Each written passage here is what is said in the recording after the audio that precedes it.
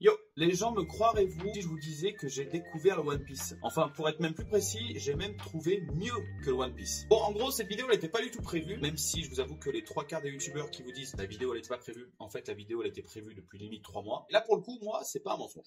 En fait, ce qui s'est passé, c'est qu'aujourd'hui, j'étais en train de regarder un petit peu les nouveautés manga, et il y a un article sur un manga qui est en train de sortir actuellement, qui m'a vraiment interpellé. Cet article, il s'intitulait en gros « Ce manga après seulement un chapitre est attendu en gros comme étant le prochain One Piece. Un chapitre égale le futur One Piece. » Quelle tristesse. Donc du coup, en voyant ça, qu'est-ce que je me suis dit? Du coup, David, parce que moi je m'appelle David, franchement, va lire ce manga quoi. Donc du coup, ça n'a pas été très long parce que ça m'a pris juste un quart d'heure. Bon, le manga, c'est pas le manga, du coup c'est le chapitre. Je viens juste de le lire. Je me souviens absolument pas du nom des personnages, donc les personnages on les appellera Jérôme et David, et puis du coup on va voir un peu si ce manga, et en effet il y a vraiment des airs de One Piece ou pas. Puis voilà, on est parti, je vais vous dire un petit peu de quoi parle ce futur One Piece. Bon alors, ce futur One Piece, en fait ce manga il parle beaucoup de forgerons, c'est des forgerons un petit peu spéciaux, un peu spécifiques, qui forgent du coup des épées, et le manga commence où on voit Jérôme et David. Du coup on va se rendre compte qu'en fait David, donc du coup c'est l'apprenti forgeron, et on verra que son père il est très réputé dans le monde des forgerons, parce que on verra que apparemment son père il a forgé les armes qui ont aidé le pays à gagner la guerre. Mais en tout cas du coup son père il est plutôt balèze pour forger les armes. Donc en fait une bonne moitié du manga ça va être la relation qu'ont David avec Jérôme. On va voir que David, lui, il est vraiment voué à devenir le prochain grand forgeron. Et en fait, on va voir différents plans quand ils sont en train de forger des armes. Également, quelques plans où ils sont en train de discuter entre eux. D'ailleurs, ce père de famille-là, il me fait beaucoup penser au père de famille dans Bleach. La relation qu'il a, entre guillemets, un petit peu avec son fils, ça m'a fait penser un petit peu à, au papa de Ichigo dans Bleach. Et dans l'autre partie du manga, d'un seul coup, on arrive à, boum, 38 mois plus tard. Et 38 mois plus tard, c'est plus du tout la même chose.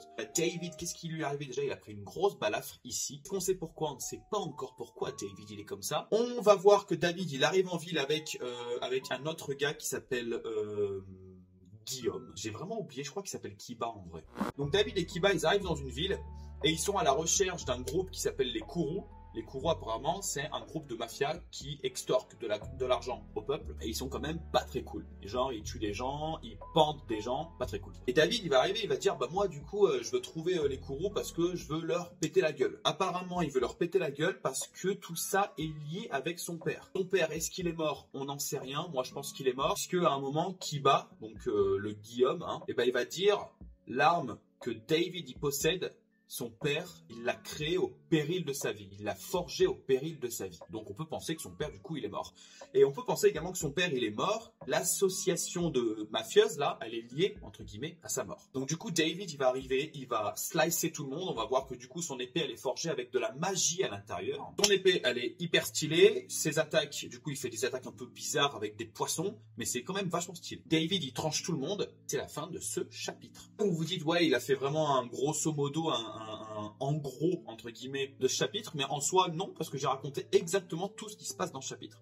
Pour moi, les dessins ressemblent à Bleach, dans le sens où, à l'arrière, c'est très souvent complètement vide. C'est-à-dire qu'il y a la scène principale qui se passe, mais derrière cette scène principale, c'est blanc, il n'y a rien. Et ça, c'est vrai que dans beaucoup de cases de Bleach, souvent les dessins étaient comme ça. Voilà, il y a un petit côté Bleach de par la relation du gamin de David avec Jérôme, également les dessins où à l'arrière, c'est très souvent vide. Un petit peu étrange pour un futur One Piece quand même. Bon, donc voilà en gros de quoi nous parle ce manga. Un gamin qui est forgeron, qui apparemment 38 mois plus tard il s'est passé quelque chose de terrible, c'est pour ça qu'il a une balafre. Son père il est plus là et on pense que son père il est peut-être mort. Et puis du coup, lui il est dans une optique de vengeance. Bon alors, déjà après un chapitre, est-ce qu'il est cohérent de dire qu'on a le futur One Piece? Ça je sais que c'est les titres racoleurs à la con de certains forums, sites ou médias, peu importe, ça ne vaut absolument rien. Après un chapitre en tout cas, on peut avoir déjà un avis qui ne sera pas définitif, parce qu'un chapitre c'est peu, mais on aura quand même un avis. Pour moi, je vais vous dire, en gros, on a le shonen le plus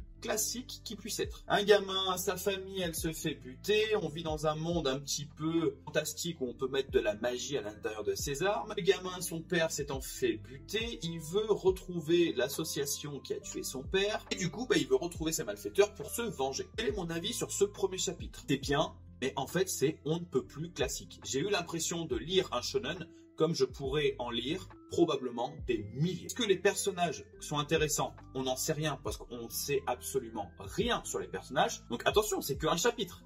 On est d'accord, c'est qu'un chapitre, c'est tout à fait normal. Sauf que moi, je pars du principe, titre, le futur One Piece, je le juge en étant assez sévère. Et honnêtement, on nous montre pas grand chose. Les personnages, on ne les connaît pas, mis à part leurs prénoms, hein, David et Jérôme, du coup, et Kiba et Guillaume.